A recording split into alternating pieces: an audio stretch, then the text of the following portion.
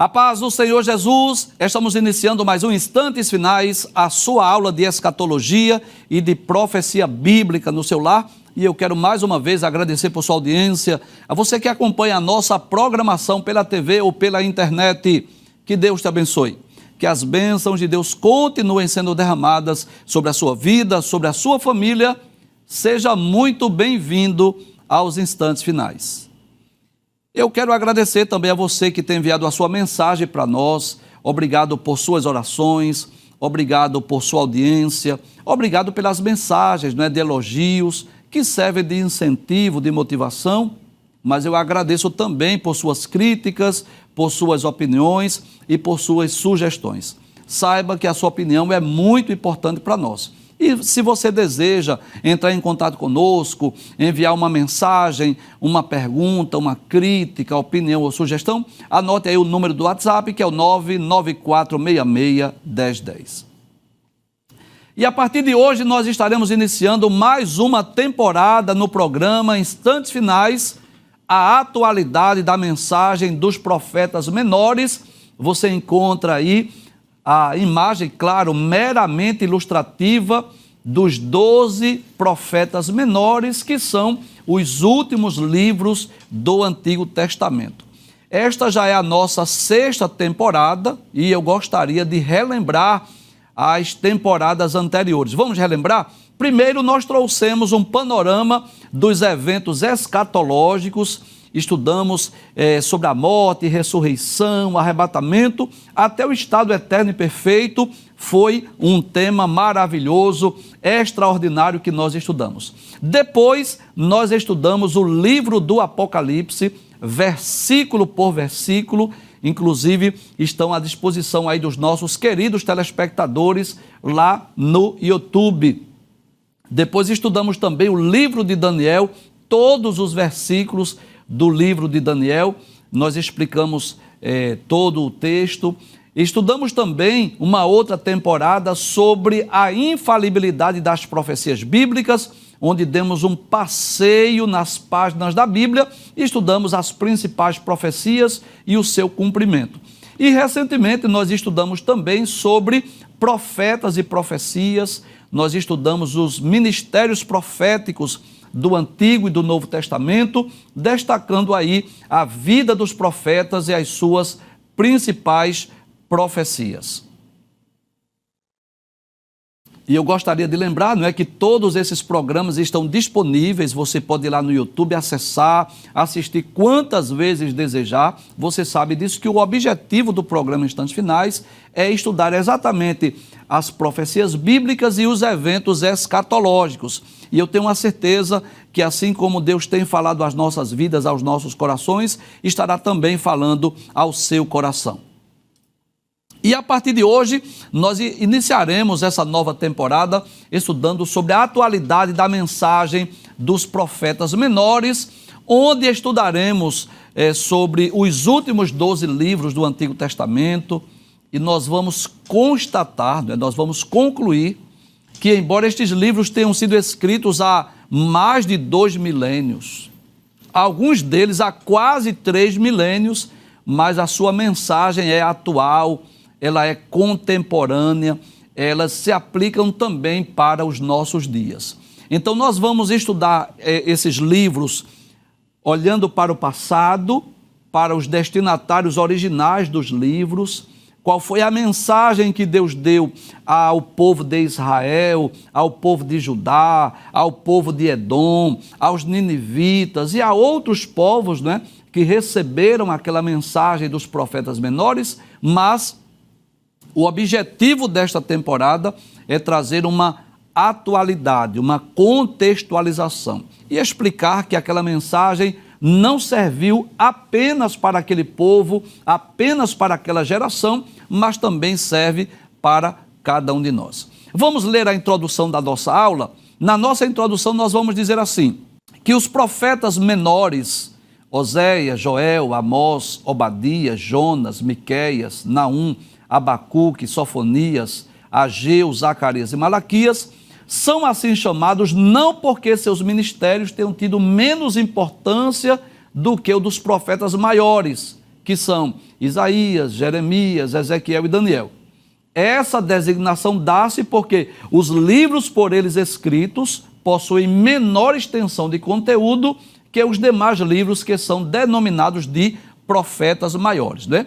Então eu diria que hoje, né, nesse programa introdutório, nós vamos explicar essas nomenclaturas, né, profetas maiores, profetas menores. Nós traremos também algumas informações acerca dos profetas menores. Vamos estudar, por exemplo, o significado do seu nome, a época em que eles profetizaram, qual é o título ou tema do seu livro. Nós citaremos também quem foram os seus destinatários, aqueles que receberam aquela mensagem, a quem aquela mensagem foi destinada no passado.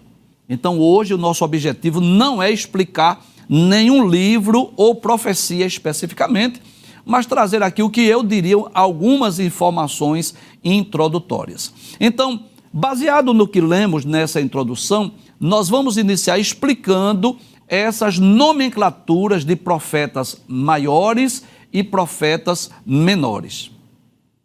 Bem, eu quero lembrar que a Bíblia possui 18 livros denominados de livros proféticos. Embora que as profecias estejam presentes em quase todos os livros da Bíblia, mas existem 18 que são denominados de livros proféticos. No Novo Testamento, apenas um, que é o livro do Apocalipse, e 17 deles estão no Antigo Testamento. 5 são denominados de profetas maiores. Mas há um detalhe aí que eu quero explicar. São 4 profetas e 5 livros, que são os livros de Isaías, Jeremias, Lamentações de Jeremias, Ezequiel e Daniel. Por que 5 livros e 4 profetas? Porque Jeremias escreveu 2 livros, o livro que tem o seu nome e também o livro das Lamentações. Estes 5 livros recebem essa nomenclatura de profetas maiores por 2 razões simples. Primeiro, porque geralmente o conteúdo desse livro são maiores do que o conteúdo dos livros denominados de profetas menores. Mas há também uma segunda explicação, que também é possível, é que o ministério é levado em conta também o tempo do ministério profético. Só para você entender, observe, por exemplo, que o livro das Lamentações de Jeremias, apesar de ser um livro breve, curto, apenas 5 capítulos, mas ele está descrito também como profeta maior. E por quê? Por conta da extensão, da duração do ministério de Jeremias.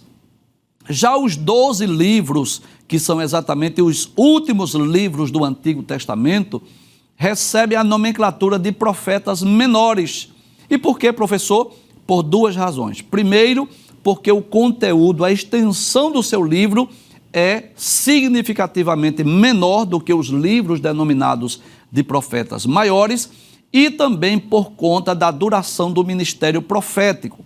Mas não significa dizer que os profetas menores sejam menos importantes do que os profetas maiores.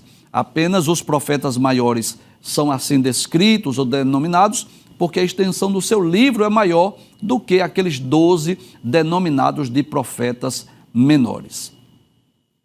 Mas traremos ainda algumas informações na nossa introdução ainda. Então nós vamos dizer que os profetas menores, que são estes que iremos estudar a partir de hoje, eles viveram em um período de tempo que vai do século VIII ao século V a.C., mais ou menos do ano 400 até o ano 700 a.C., né? Entretanto, nós podemos afirmar que a sua mensagem ela é atual, ela é contemporânea, ela aplica-se também à nossa geração, pois as exortações, as advertências voltadas para questões sociais, questões políticas, familiares e principalmente espirituais, aplicam-se à realidade do mundo hoje. Ou seja, estes livros foram preservados, foram canonizados, foram inclusos no cânon, porque aquela mensagem não servia apenas para aquele povo, para aquela geração. Ora, se essa mensagem dos profetas menores servisse só para aquela geração, digamos, aqueles destinatários originais, não faria sentido que esses livros fossem preservados, que fizessem parte do cânon sagrado.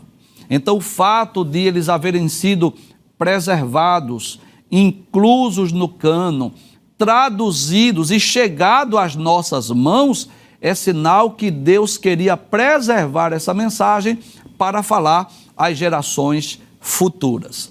Ainda nessa introdução, nós vamos dizer que, além disso, estes livros possuem profecias escatológicas, isso mesmo, profecias que ainda vão se cumprir no futuro, principalmente aquelas relacionadas à nação de Israel, que ainda terão seu cumprimento em um futuro próximo, como veremos nessa temporada do programa Instantes Finais. Então, o nosso objetivo é duplo no estudo desses 12 livros. Primeiro, estudar aquele livro, aquela mensagem, aquela profecia para aquele público-alvo original. Quer seja o povo de Israel, quer seja o povo de Judá, quer seja o povo de Edom, quer seja o povo lá da Síria, os ninivitas, enfim. Nós vamos perceber que havia em cada livro um público-alvo, um destinatário original, mas nós vamos também aplicá-la à nossa realidade. E claro, eu quero deixar bem claro aqui, que não significa dizer que todas aquelas mensagens servem para nós hoje, não, de forma alguma. Mas estaremos extraindo algumas profecias e aplicando à nossa realidade, sabendo disso, que a palavra de Deus, ela não perde a sua essência, ela não perde o seu valor, ela é um livro moderno, é um livro atual, é um livro contemporâneo, diferente dos demais livros que quando foram escritos e depois eles precisaram ser reescritos, precisaram ser modificados, a Bíblia não, ela continua a mesma palavra de Deus com o mesmo poder. E aquele poder da palavra de Deus que alcançou aquele público-alvo original é o mesmo que vai alcançar ou está alcançando as nossas vidas e aos nossos corações. Então eu tenho certeza disso, que nessa temporada o Espírito Santo de Deus estará falando às nossas vidas, estará falando aos nossos corações. Nós vamos relembrar essas principais profecias e, claro, trazendo aplicação para os nossos dias. Então vamos hoje trazer um panorama. Vamos comentar um pouco sobre cada um desses profetas. Vamos começar do profeta Oséias. O seu nome significa salvação, e eu posso dizer que o nome de Oséias já era uma espécie de uma profecia, onde os seus pais colocaram esse nome de Oséias, que significa salvação, porque esse era o objetivo da mensagem de Oséias, trazer a salvação para o povo de Israel. O tema do seu livro é o julgamento divino e o amor redentor de Deus, e ele foi escrito entre os anos 755 a 710 a.C., Lembrando aí aos nossos queridos telespectadores que nos tempos do Antigo Testamento a contagem ocorre de forma decrescente, tá certo? E quem foram os destinatários do livro de Oséias, da mensagem de Oséias? O reino do norte, que eram as 10 tribos, chamada de Israel e Samaria. Então, nós vamos estudar o livro de Oséias, mas eu posso já antecipar e dizer que a história de Oséias é uma das mais dramáticas da Bíblia. Ela é tão dramática que muitos teólogos chegam até a duvidar da veracidade do casamento de Oséias com uma mulher chamada Gomer, não é? Mas eu quero deixar bem claro aqui que nós devemos aceitar a literalidade do seu livro.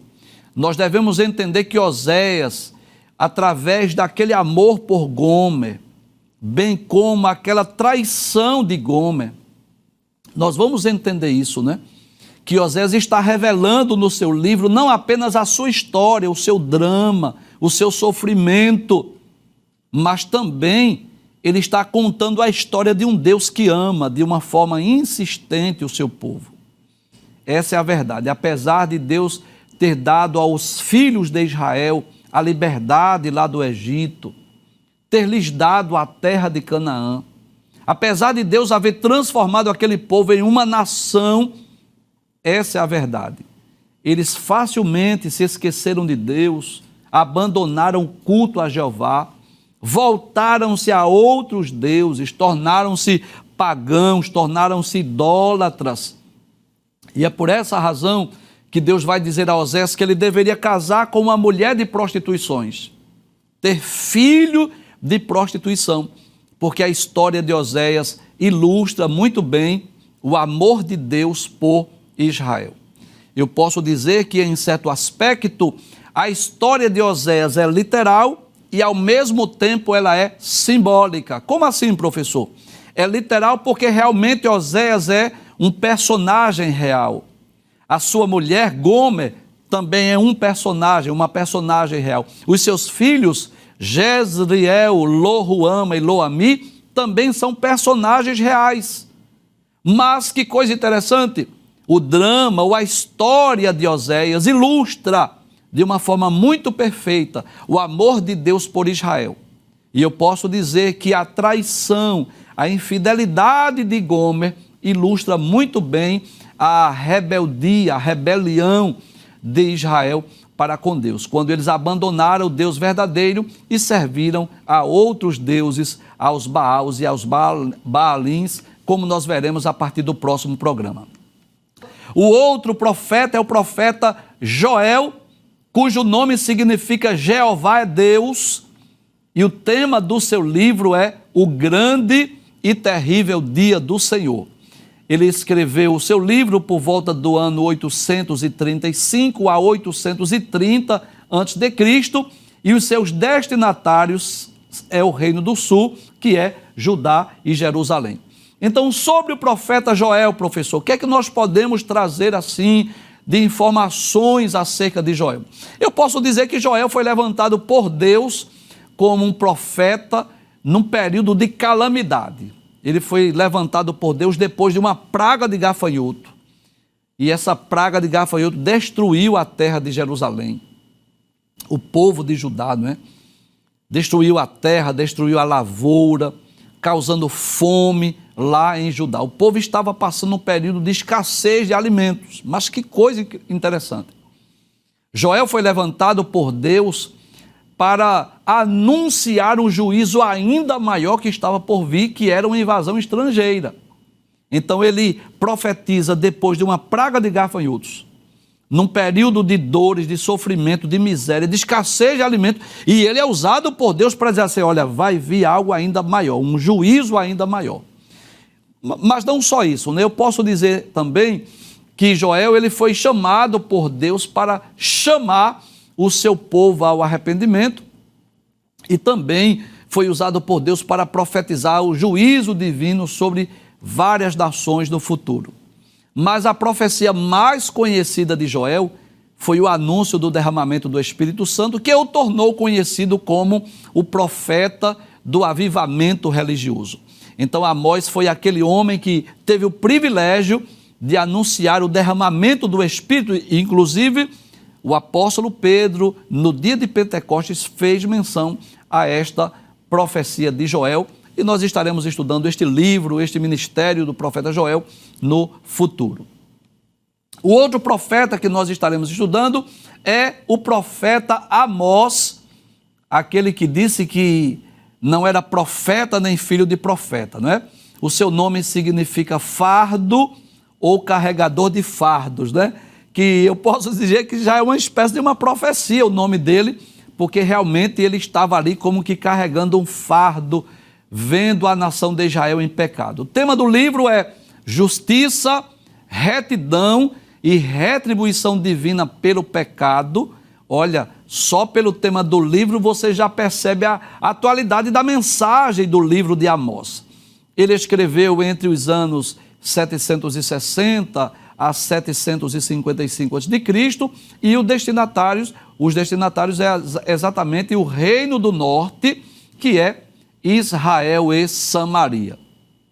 Então, trazendo aqui algumas informações introdutórias sobre este terceiro livro dos profetas menores, eu posso dizer que Amós nasceu em Tecoa, uma pequena aldeia que estava a cerca de 8 quilômetros lá ao sul de Belém. Ele era um homem de negócios, era um fazendeiro, um pregador, e foi chamado por Deus para o ministério profético. Ele deixa bem claro no seu livro que ele trabalhava com gado, com plantação de figos, né? E ficou conhecido pela expressão, você já deve ter lido, ouvido falar nisso, né? Ele disse assim: eu não era profeta, nem filho de profeta, mas boieiro e cultivador de sincômoros. E a história de Amós nos ensina isso, né? Que Deus chamava profetas das mais diversas atividades para poder exercer o ministério profético. Mas Deus também chamou ele para ser profeta, e nós vamos perceber que uma das principais características de Amós e de tantos outros profetas era a sua coragem de entregar a mensagem divina sem receio algum, e percebemos também no profeta Amós um profundo senso de justiça social.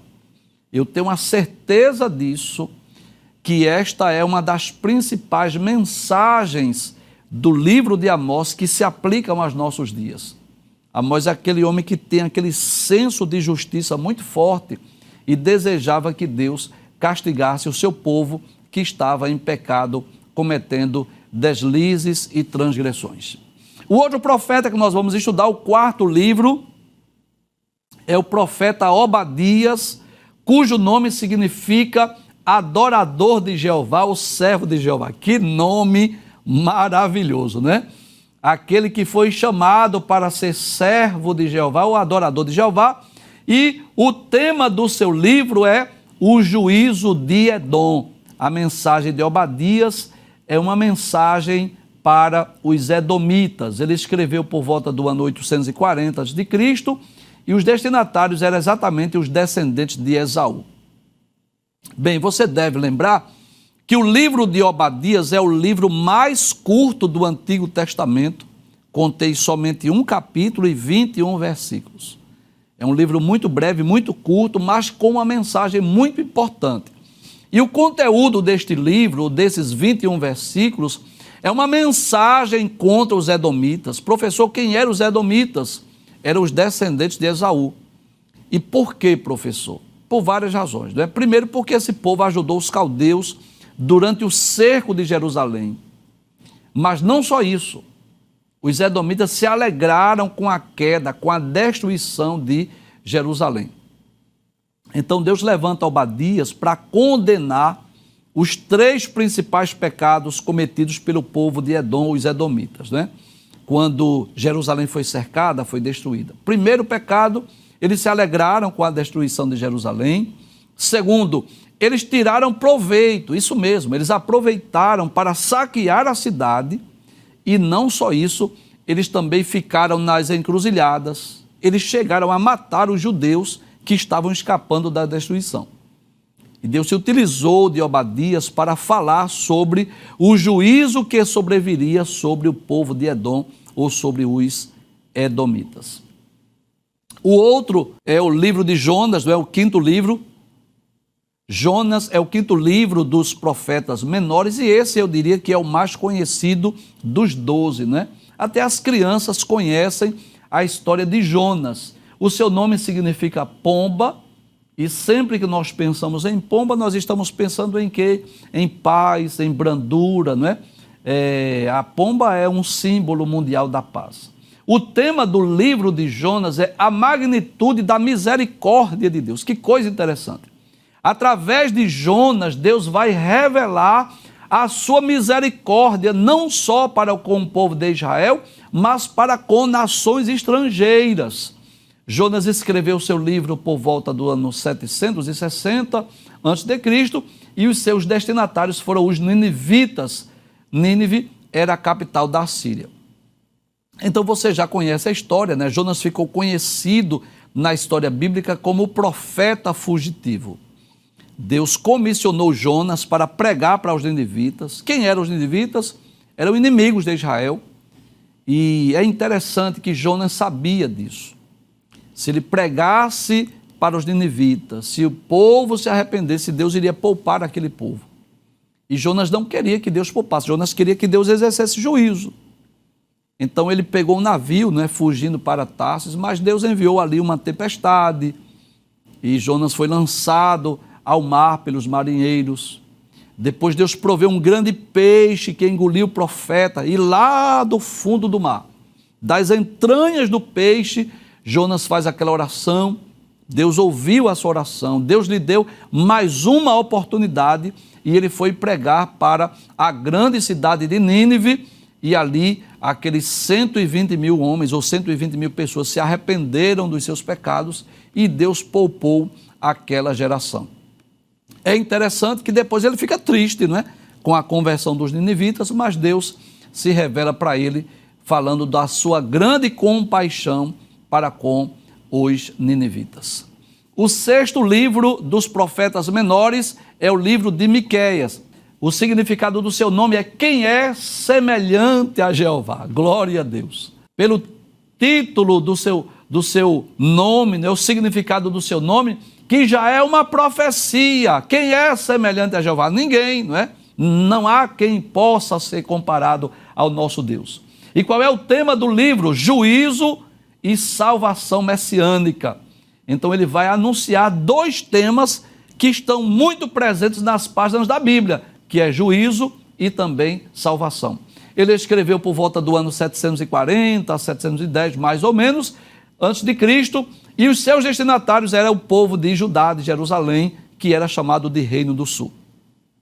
Então, o livro de Miqueias, trazendo aqui algumas informações preliminares, ele pode ser dividido em três partes principais. A primeira, uma repreensão contra Israel e Judá pelos seus pecados, né? E os pecados eram muitos, isso inclui idolatria, orgulho, opressão aos pobres, suborno entre os líderes. Olha, eu já fico com vontade de contextualizar, né? Mas eu vou me conter aqui.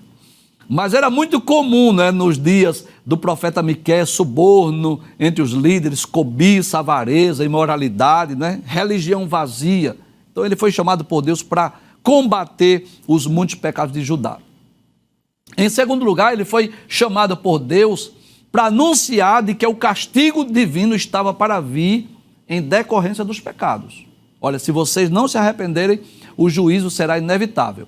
Mas não só isso, ele também foi usado por Deus para trazer a promessa de que a verdadeira paz, a retidão, a justiça só vão prevalecer quando o Messias estiver reinando.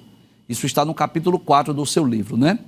Agora, é bom lembrar que a profecia mais conhecida de Miqueias é que ele foi usado por Deus para profetizar sobre a cidade, o lugar de nascimento do Messias, que seria em Belém da Judeia. Isso está no capítulo 5, versículo 1 e o versículo de número 2. O sétimo livro ou profeta menor é exatamente o profeta Naum. O nome Naum significa conforto ou confortador, e o tema do seu livro é a destruição iminente de Nínive. Olha que coisa interessante. Ele vai também ser usado por Deus para falar para os ninivitas, que era a capital da Síria. Ele escreveu por volta do ano 630 a 620 a.C., e os destinatários eram os ninivitas. Bem, é bom lembrar isso, que Naum é um dos 3 livros proféticos do Antigo Testamento, cuja mensagem é dirigida a uma nação estrangeira. Quais são os outros 2, professor? Que é o profeta Obadias, que profetizou para os edomitas, e Jonas, que também profetizou para os ninivitas. E eu quero só deixar bem claro aqui que os ninivitas haviam se arrependido depois da pregação de Jonas. Nós já falamos sobre isso. Quando Jonas pregou, o povo se arrependeu, mas cerca de 150 anos depois, voltaram a cometer os mesmos pecados. Então Deus se utiliza de Naum para anunciar a destruição iminente da ímpia e cruel Nínive, e uma das principais mensagens do livro é demonstrar que Deus preserva a justiça no mundo, né? Deus poupou a geração dos ninivitas nos dias de Jonas, porque eles se arrependeram, mas cerca de 150 anos depois, Deus se utiliza de Naum para trazer a mensagem de juízo e de castigo para aquela nação estrangeira. O 8º profeta, denominado de profeta menor, é o profeta Abacuque, O significado do seu nome é abraço ou abraçado, e o tema do seu livro é viver por fé. Ele escreveu por volta do ano 606 a.C., quando estava ali ocorrendo a invasão estrangeira por parte de Babilônia. E o destinatário do livro é o Reino do Sul, Judá e Jerusalém. Então Abacuque, na verdade, ele era um levita que foi chamado por Deus para o ministério profético. E uma das principais características do seu livro, e que me chama muito a atenção, é a comunhão, é o diálogo de Abacuque com Deus. Abacuque era aquele homem que buscava resposta, né? Ele observava a sua nação, e ele via as imoralidades, os pecados, e começava a questionar a Deus se Deus não estava vendo. E no seu livro, o questionamento principal de Abacuque era porque Deus não estava vendo, né? Eu posso resumir aí em algumas perguntas cruciais. Uma das perguntas era: será que o Senhor não está vendo, não está contemplando a maldade de Judá? Será que Deus não vai castigar o povo de Judá? Aí Deus disse: sim, eu vou punir. Eu vou usar os caldeus para punir. E aí veio outro questionamento de Abacuque, né? Como é que uma nação corrupta como a Babilônia deveria conquistar a nação de Judá? Ou seja, como é que tu vais usar uma nação mais ímpia do que os judeus? Mas no seu diálogo ele vai entender, não é? Deus vai explicar para ele que no tempo devido também iria punir a Babilônia, e por fim ele termina a sua profecia com um dos mais belos cânticos da Bíblia, que está no capítulo 3, versículos 16 a 18, né? E ele exalta a Deus, apesar da iminente derrota do seu povo, né? Então é aquele texto belíssimo, né? Ainda que a figueira não floresça, não haja fruto na vide, o produto da oliveira minta, né? As ovelhas sejam arrebatadas, nos currais não hajam vacas, todavia eu me alegrarei no Senhor e exultarei no Deus da minha salvação. Então é um cântico belíssimo no livro do profeta Abacuque. O 9º livro, denominado de profeta menor, é o livro de Sofonias. O seu nome significa Jeová esconde. O tema do seu livro é o Dia do Senhor, e ele escreveu por volta do ano 630, e os seus destinatários é o Reino do Sul, Judá e Jerusalém, mais uma vez. Então Sofonias profetizou durante o reinado de Josias, que foi o último governante piedoso de Judá, e ele apresenta o Senhor como um Deus amoroso, um Deus severo também. E o objetivo de Sofonias foi advertir Judá, Jerusalém, quanto ao juízo iminente, chamado desse livro de O Grande Dia do Senhor. E embora ele tenha profetizado sobre um castigo sobre outras nações, Sofonias focaliza de forma especial o julgamento que viria contra Judá e faz um apelo à nação para que eles se arrependam dos seus pecados, para que eles busquem ao Senhor antes que o decreto divino entrasse em vigor. Estes 9 livros que citamos, eles foram escritos antes do cativeiro babilônico. Os 3 que vamos citar, o 10º, 11º e 12º, já são chamados de profetas pós-exílicos. Então, o 10º livro dos profetas menores e o primeiro denominado de pós-exílico é o livro de Ageu. O seu nome significa festivo ou festividade. O tema do seu livro é a reedificação do templo, que é a principal mensagem de Ageu. Foi escrito por volta do ano 520, não é? Antes de Cristo, depois que os filhos de Judá retornaram à sua pátria. E os destinatários são o Reino do Sul, povo de Judá e de Jerusalém. Então Ageu é o primeiro desses 3 livros denominados de pós-exílicos. E os outros 2 são Zacarias e Malaquias. O livro de Ageu contém 2 capítulos e 4 mensagens. Quais são as 4 mensagens principais de Ageu? Primeiro, Ageu repreende os judeus por estarem muito interessados em construir suas casas, e a casa de Deus estava lá abandonada, estava desolada. Segundo, Ageu exorta os líderes judeus a se mostrarem corajosos na construção do templo, né? Ele profetiza aquela profecia tão conhecida que a glória da segunda casa seria maior do que a primeira. Terceiro, ele também conclama o povo a viver uma vida de obediência a Deus. Não era só construir o templo, mas viver uma vida de obediência. E a 4ª mensagem, ele prediz que Zorobabel representaria a continuação da linhagem da promessa messiânica. Esse é um livro curto, muito breve, mas de uma mensagem muito poderosa que também aplica-se aos nossos dias. O 11º livro, denominado de Profeta Menor, e o segundo pós-exílico é o livro de Zacarias, cujo nome significa O Senhor se lembrou.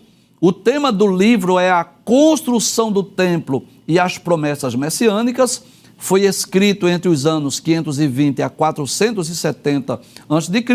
e os destinatários também, o Reino do Sul, Judá e Jerusalém, depois do exílio. Então, Zacarias, o livro de Zacarias, é o mais longo dos 12 profetas menores.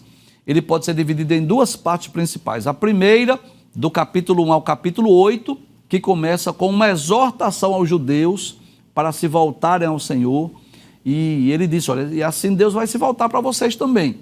E uma série de 8 visões, que vai do capítulo 1, versículo 7, até o capítulo 6, versículo 8, demonstrando, garantindo que Deus cuida do seu povo e que Deus é o Senhor da história.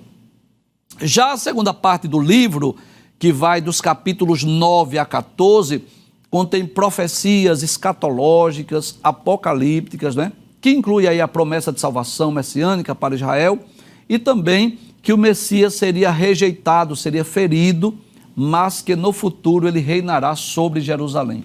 Inclusive, nós estudamos muito este livro, o livro de Zacarias, porque ele tem muitos temas escatológicos. Ele fala, por exemplo, sobre a batalha do Armagedon.